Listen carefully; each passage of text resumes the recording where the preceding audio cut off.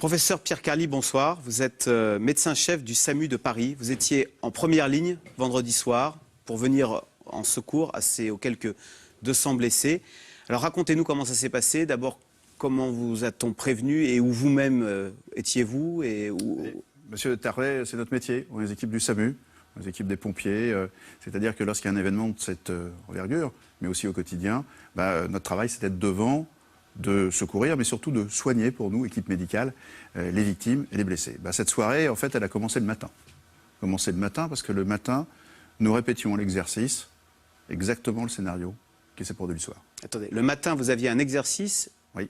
En conditions réelles, au cas où il y a un attentat. Alors, à 10 h du matin, donc, l'ensemble des 8 SAMU de la région Île-de-France, nous sommes 8 SAMU dans notre région, eh bien, on avait un exercice avec des ordinateurs, des coups de téléphone, des listes de blessés, des éléments, exactement le travail que nous avons eu à faire pour répartir les victimes dans les hôpitaux et répartir nos forces sur divers sites qui apparaissaient progressivement. Et vous ne pouviez pas imaginer que le soir même, ça arriverait, mais en conditions réelles. Alors ça vous a énormément servi ou pas ce que vous aviez fait le matin ? Bien sûr, ça a servi énormément à l'ensemble de nos collègues parce que on était directement dans le bain. Et c'est donc quelque chose que l'on a fait à plusieurs reprises. On s'est entraîné à soigner les gens blessés par les balles, ce qui nécessite une technique de soins qui n'est pas une technique civile, comme vous le comprenez bien. On a fait ça. Et puis ce jour-là, on avait la partie qui était la partie organisationnelle, c'est-à-dire à partir des bilans des victimes, à partir du nombre des victimes, à partir des sites où ça se produisait, les répartir dans les hôpitaux et mieux nous coordonner entre nous, médecins, pompiers, police, pour agir comme ça.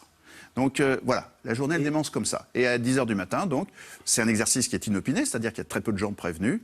Eh bien, on téléphone dans les hôpitaux, on dit est-ce que vous pouvez prendre des blessés graves, combien vous pouvez en prendre, à quel moment, est-ce que vous avez les équipes, est-ce que vous devez rappeler du personnel. Et vous estimez que, par exemple, il n'y a pas eu d'encombrement dans les hôpitaux, parce que justement, le matin même, vous vous êtes rendu compte qu'il fallait répartir le plus équitablement possible les blessés. Un certain nombre de, je dirais, c'était pas encore des leçons, mais de constatations.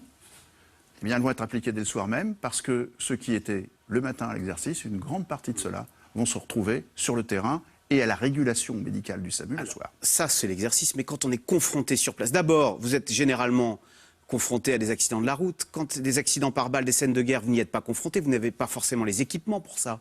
Alors, justement, depuis maintenant 2 ans, on sait que la fusillade et l'attentat à la bombe, c'est quelque chose qui peut nous arriver.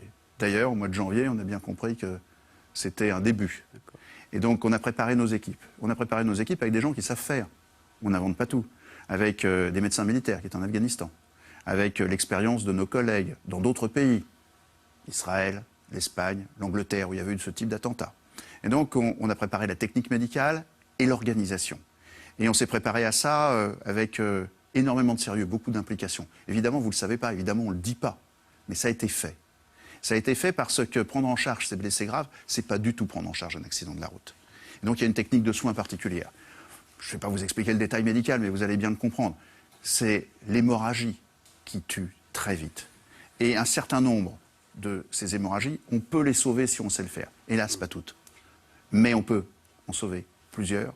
On peut en sauver beaucoup avec des techniques qui sont rustiques, simples, appliquées par les militaires, sur les théâtres d'opération pour les blessés de guerre. Et comment travaille-t-on dans cette ambiance ? On a vu les images épouvantables, on imagine les sirènes hurlantes, on imagine des gens perdus, on imagine le danger. Vous-même, vous deviez avoir peur de terroristes vous lançant une... Je vais vous dire ça très clairement. 3 jours après, on y voit un peu plus clair. Vous m'aurez posé cette question le lendemain matin, je n'étais pas exactement encore en disposition d'y répondre, ni moi, ni les équipes, tous ceux qui étaient avec nous dehors. On avait anticipé la technique médicale, on avait anticipé l'organisation. On avait anticipé le fait qu'il allait y avoir beaucoup de choses autour de nous. On n'avait pas anticipé l'horreur telle qu'on l'a vue et surtout la gravité de ce que nous allions voir. Et donc ça, c'était un point qui pour nous était très important. Vous savez, quand vous travaillez à Paris, Paris c'est une ville sûre, on ne vous tire pas dessus quand vous secourez les accidentés de la route. Vous n'avez pas, à ces moments-là, quelqu'un qui vous dit « n'avancez pas docteur, n'y allez pas, c'est pas sûr ». Donc c'est une ambiance un peu différente. Et donc nous sommes adaptés à ça. Nous avons essayé de secourir au maximum les victimes, d'aller les soigner au plus près, les amener à l'hôpital. Et à certains moments, eh bien, nous n'avions pas notre liberté de mouvement, nous n'avions pas la possibilité de bouger. La zone n'était pas sûre. Et quand on regarde a posteriori ce qui s'est passé, c'était vrai. Dans Paris, à certains moments, des hommes armés circulaient, tiraient sur tout ce qui bouge, et y compris donc sur les terrasses de café où il y a eu de très nombreuses victimes. C'est très difficile. Vous avez des soutiens psychologiques là, pour toutes les équipes qui sont intervenues du SAMU? C'est pas très difficile, c'est extrêmement prenant au départ. C'est-à-dire quand vous êtes dans une situation comme celle-là, vous êtes sur un aspect technique et professionnel. Nos médecins, ils ont répété ça. Ils ont compris ce qu'il fallait faire. Vous êtes à la recherche de vos objectifs. Et donc, vous parlez avec les gens, on a un contact humain qui est extraordinaire avec les gens qui sont blessés, mais on a aussi la nécessité de faire vite un certain nombre de gestes, de prendre des décisions, de ne pas hésiter. Et puis c'est ensuite qu'on réfléchit, c'est ensuite qu'on parle. Quand on est dans l'action, à la limite, ça va, et ensuite... Ouais. C'est un peu ça, c'est pour ça d'ailleurs qu'on fait ce travail, qu'on s'y prépare. C'est pour que dans l'action, on soit au service total, absolu, des gens qui ont besoin qu'on les soigne. Qu'est-ce qui vous a le plus surpris durant cette soirée de vendredi soir? Dans cette soirée, c'était la violence de la situation. Moi, vous savez, j'ai à peu près 35 ans d'urgence. Depuis jeune interne, j'étais au SAMU, puis ensuite j'ai fait des tas d'autres choses aussi, mais j'ai toujours été dans dans les circonstances d'urgence. On a traversé des vagues d'attentats. Ouais. 86, 96. On a eu des accidents très graves en France, on a eu des catastrophes. Mais cette violence qui avait pour but de tuer, c'était pas la même. Là, c'était quelque chose où nous n'étions pas en train d'essayer de pallier un manque de chance, à un défaut quelque part.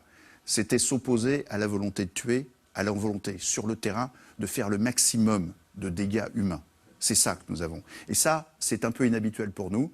Les médecins militaires le savent mieux. Les armes qui ont été utilisées, elles n'ont qu'un seul but, tuer. Et nous, notre seul but, c'était d'essayer de sauver ceux qui pouvaient survivre. Il y a en ce moment même, professeur, 221 blessés. Alors on imagine, c'est plus ou moins, une balle, c'est plus ou moins grave suivant le lieu, l'endroit où vous la recevez. Que vont-ils devenir, ces blessés? Vous savez, une balle, c'est très grave. Une balle d'arme de guerre, c'est toujours très grave. Et malheureusement, ces armes, je vous le disais il y a un instant, c'est des armes qui sont faites pour tuer. Elles n'ont que ce seul but. Donc, lorsque la balle, par chance, ne touche pas un des organes vitaux immédiats, vous pouvez très bien survivre. À condition que l'on applique les techniques de soins qui vont bien à ce moment-là, et surtout qu'on vous amène à l'hôpital où on peut réaliser la chirurgie qui va vous sauver et ensuite qui va vous permettre de guérir. Mais je sais bien ce que vous allez me dire. Quand on raisonne, on dit, ben voilà, c'est quelqu'un, il a eu de la chance, il a pris une balle dans la jambe. Oui, c'est ce qu'on pense. Bah oui, c'est idiot de penser ça. C'est pas aussi simple que ça. Une balle dans la jambe, surtout ce type de balle, ouais. C'est quelque chose qui peut saigner énormément. Et si vous n'êtes pas rapidement opéré, cette hémorragie peut vous tuer. Cette jambe blessée, qui paraît peut-être un moindre mal quand on voit tout autour, c'est quand même pour les gens qui aujourd'hui sont à l'hôpital, des semaines, des mois d'hospitalisation, de rééducation. Donc croyez-moi, rien là-dedans n'est anodin. Et il y a beaucoup de gens qui vont continuer à être soignés du mieux qu'on peut dans les hôpitaux de l'assistance publique, dans les centres de rééducation. Et ils vont récupérer parce que c'est des gens jeunes, c'est des gens dynamiques. Mais c'est quand même très lourd. Il y a beaucoup de Parisiens qui veulent donner leur sang. Vous avez trop de sang en ce moment, vous dites pas. Il y a eu un élan de solidarité tout à fait exceptionnel autour de cet événement. Ouais. Donc nous, on était sur le terrain, on y restait un moment, comme vous l'avez bien compris, il y avait des prises d'otages qui ont duré longtemps. Puis on est rentré au SAMU, à notre centre, à Régulation, hôpital Necker, l'assistance publique. Et puis on a vu qu'il y avait énormément de coups de téléphone qui arrivaient. On s'est dit, c'est peut-être des gens qui sont en train de paniquer. Pas du tout. Ce qu'on avait, c'est des gens qui voulaient faire quelque chose. Donc on a eu des tas de médecins, d'ailleurs même sur le terrain, des tas de médecins, des collègues, qui se sont proposés, qui ont dit, mais écoutez, on peut vous donner un coup de main. Dites-moi ce qu'on peut faire avec vous, on vous donne un coup de main. Il y a un blessé à surveiller, on le prend. On va le faire. Un cardiologue, un hématologue, des gens qui ne sont pas forcément dans notre parti. Dans les hôpitaux, c'est l'ensemble du corps médical qui s'est mobilisé, pas seulement les urgences et les chirurgiens, qui sont revenus massivement faire leur travail. Puis au téléphone, on a des gens qui nous ont appelés, qui nous ont dit, écoutez, nous on ne peut pas faire grand-chose, mais est-ce qu'on pourrait aller donner notre sang, est-ce qu'on pourrait faire quelque chose? Et effectivement, dès le lendemain, il y a eu beaucoup de monde devant l'établissement français du sang, dans ses différentes antennes, qui ont voulu participer en donnant leur sang. Puis ça, c'est très bien, et puis c'est un geste très citoyen. Merci beaucoup, professeur Pierre Carly, et puis un grand bravo, et franchement, du fond du cœur, merci, parce que votre grand professionnalisme a probablement permis de sauver beaucoup de vies. Tout de suite, Yves Calvi, c'est dans l'air. Pourquoi faut-il changer la Constitution pour traquer les terroristes? La France engage-t-elle un tournant sécuritaire? Comment travaillent les enquêteurs alors que la capitale vit au rythme des sirènes hurlantes et des colis suspects? C'est dans l'air est intitulé ce soir « Chasse à l'homme et plan d'urgence ».